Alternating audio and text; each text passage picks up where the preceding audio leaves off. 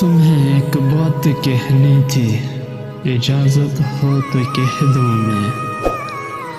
ये भीगा भीगा सा मौसम, ये तितली फूल और शबनम, चमकती चांद की बातें, ये बूंदें और बरसातें, ये काली रात का आंचल, हवा में नाचते बादल, धड़कते मौसमों का दिल, महकती खुशबुओं का दिल, ये सब जितने नज़ारे हैं, कहो किसके इशारे हैं।